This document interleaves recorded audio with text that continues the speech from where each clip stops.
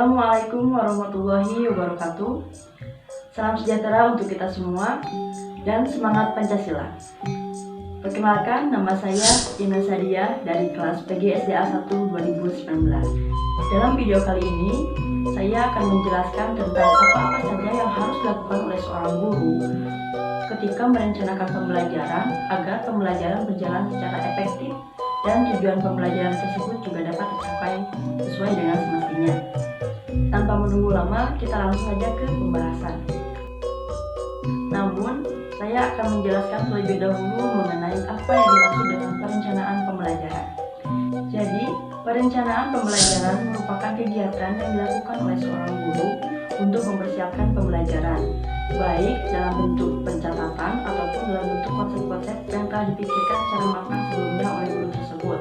Unsur-unsur yang ada pada pembelajaran meliputi media, sumber belajar, metode, dan lain sebagainya. Nah, sekarang kita masuk pada pembahasan untuk perencanaan pembelajaran. Hal yang pertama harus dilakukan oleh seorang guru adalah menyesuaikan kurikulum dengan pembelajaran. Maksudnya di sini adalah ketika kita melakukan suatu pembelajaran, kita meninduk pada suatu kurikulum yang ditetapkan oleh pemerintah. Nah, dengan adanya kurikulum ini dapat menjadi pedoman bagi guru ataupun pendidik lainnya dalam melaksanakan kegiatan pembelajaran. Dalam syllabus sendiri terdiri dari kompetensi-kompetensi yang harus dicapai oleh siswa. Sementara itu, kompetensi-kompetensi ini telah diatur sebelumnya dalam kurikulum, yaitu standar kompetensi dan kompetensi dasar. Selanjutnya, tugas guru adalah menentukan tujuan khusus dari SK dan KD tersebut menjadi sebuah indikator. Nah, dalam penyusunan syllabus sendiri terdapat indikator tersebut. Jadi, hubungan antara kurikulum dengan syllabus ini sangat berkaitan erat. Begitupun juga dengan RPP. RPP merupakan rencana pelaksanaan pembelajaran. Yang ada pada RPP sendiri hampir sama seperti yang ada pada syllabus, hanya saja ditekankan lagi pada kegiatan-kegiatan pembelajaran atau pedoman-pedoman yang harus dilakukan oleh seorang guru ketika pembelajaran berlangsung. Nah, selanjutnya yaitu tentang materi pembelajaran. Guru harus dapat menyesuaikan materi dengan karakteristik siswa. Memang materi telah ditetapkan dari kurikulum sendiri, namun jika siswa memiliki keterbatasan dalam pemahaman materi tersebut, guru harus pintar-pintar dalam memberikan materi kepada siswa tersebut. Bisa saja itu dibantu dengan sumber belajar yang terpercaya dan alat bantu yang sangat menunjang siswa tersebut untuk dapat belajar. Kemudian yang selanjutnya ada tujuan pembelajaran. Maksud dari tujuan pembelajaran ini adalah target yang harus dituntaskan oleh siswa dalam pencapaian materi yang telah diajarkan. Sehingga dalam proses pembelajarannya sendiri, guru dapat memberikan materi secara terstruktur dan terarah kepada siswa karena adanya tujuan pembelajaran tadi.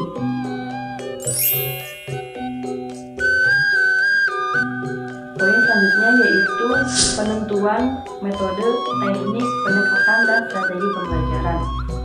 Seorang guru harus bisa mencocokkan pendekatan, strategi, dan teknik ataupun metode pada suatu materi tertentu.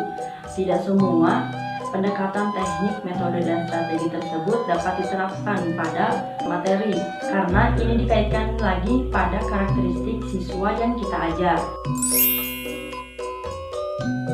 Yang selanjutnya yaitu penentuan media pembelajaran. Media pembelajaran sendiri merupakan alat peraga atau suatu bahan yang digunakan untuk menunjang pembelajaran agar pembelajaran dapat terlaksana secara efektif dan mudah dipahami oleh siswa. Dengan adanya media pembelajaran, siswa dapat mengerti dan paham sesuai dengan pemahamannya sendiri tanpa dibantu oleh kita sebagai pendidik, sehingga dia dapat memecahkan masalah sendiri ketika menemukan suatu masalah. Poin yang selanjutnya yaitu memahami karakter siswa. Untuk dapat memahami karakter siswa tersebut, kita dapat melakukan pendekatan baik itu pendekatan kelompok maupun pendekatan individual. Nah, kenapa pemahaman karakter ini sangat penting? karena ini dapat membantu guru dalam menentukan strategi apa yang pantas diletakkan dalam suatu materi ketika diajarkan pada siswa seperti ini. Lalu selanjutnya ada ketersediaan fasilitas fisik. Maksudnya ketersediaan fasilitas di sini adalah terpenuhinya fasilitas yang digunakan untuk menunjang pembelajaran. Contohnya seperti lingkungan sekolah, kelas, meja, papan tulis, spidol, dan hal lain sebagainya yang bersifat eksternal yang dapat membantu siswa untuk mudah memahami pembelajaran dengan baik dan benar. Lalu yang terakhir adalah penentuan evaluasi dan alat penilaian. Ketika kita selesai melaksanakan pembelajaran, kita harus tahu sampai mana peserta didik memahami materi yang telah kita sampaikan. Sebab dari kegiatan tersebut kita bisa mengetahui dan bisa menilai diri sendiri apakah kita mampu memberikan materi ini dengan benar atau tidak. Lalu yang dimaksud dengan alat penilaian sendiri adalah suatu fasilitas yang diberikan kepada siswa untuk mengevaluasi hasil kinerja mereka pada materi yang telah disampaikan oleh guru. Bentuk penilaian ini dapat berupa tes tulis maupun tes lisan. Dan alat penilaian yang digunakan oleh seorang guru ini dapat berupa penilaian diagnostis, penilaian sumatif, penilaian formatif, dan penilaian proyek.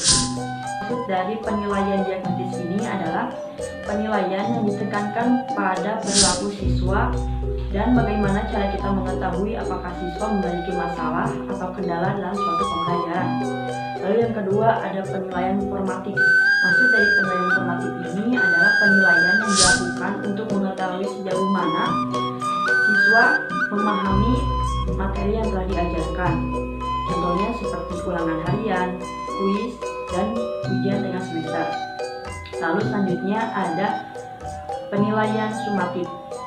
Penilaian sumatif ini adalah penilaian yang biasa dilakukan di akhir semester atau di akhir pertemuan. Contohnya seperti UAS, ujian sekolah, dan ujian nasional. Dan terakhir ada penilaian proyek. Maksudnya adalah penilaian yang dilakukan ketika siswa telah diberi tugas untuk melakukan suatu hal dan diberi batas pengumpulannya.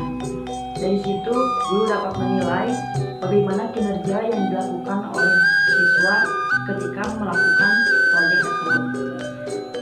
Alhamdulillah, saya telah menjelaskan tentang poin-poin penting yang harus dilakukan oleh seorang guru ketika merencanakan pembelajaran. Saya harap teman-teman semua dapat memahami penjelasan yang telah saya jabarkan tadi. Mohon maaf bila ada salah kata ataupun salah kalimat, karena saya juga masih dalam tahap pembelajaran. Tetap semangat dan tetap jaga kesehatan, karena di masa pandemi seperti ini kita harus pandai-pandai menjaga kesehatan dan melakukan 3M, memakai masker, menjaga jarak, dan mencuci tangan. Sekian yang dapat saya sampaikan. Wabillahi taufiq wal hidayah. Wassalamualaikum warahmatullahi wabarakatuh.